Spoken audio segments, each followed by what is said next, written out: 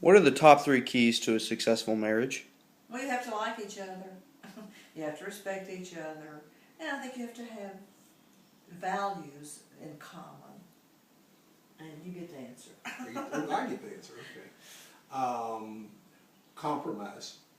To make any marriage work, you got to have compromise. Let me give you an example, two examples. When we lived here at Donaldson, and I worked at the School for the Blind before I retired, and I don't drive. Okay, we both wanted an old house, and we liked the idea of living in the kind of house we could kind of work on, and we didn't like the new ranch-style houses. This is just who we are.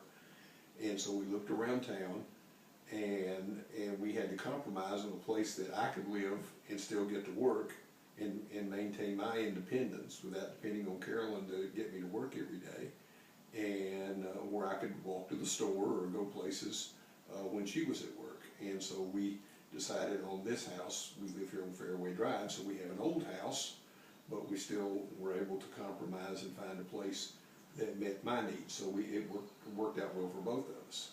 Also, her parents at one point needed our help, and so we opened our house so that they could live with us. And so we both kind of given and taken and worked together and made things work.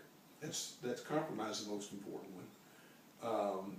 Having common interest and common values, that has to be, because if you're fighting on those things or disagree on those things, even how to manage money and which gets a lot of couples into trouble. We agree on how we want to do that.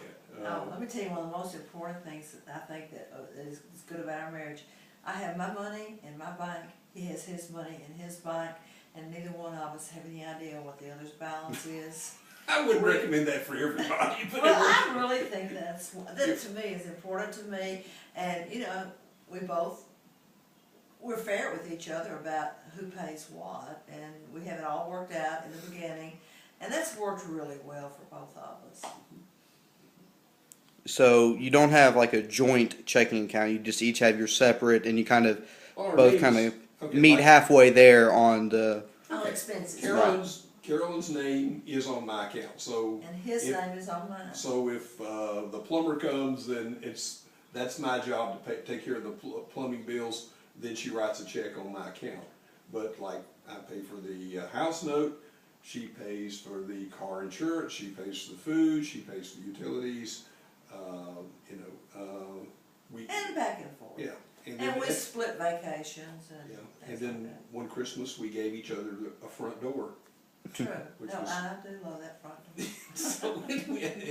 But we agree on that kind of thing. So those kind of things where you have to work through that. The other one is the ability to work through things and be able to talk with each other.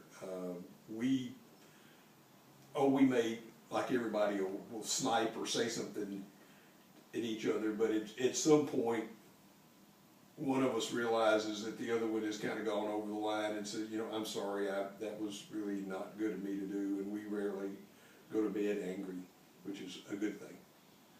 So communication is a big part of it. Oh, definitely.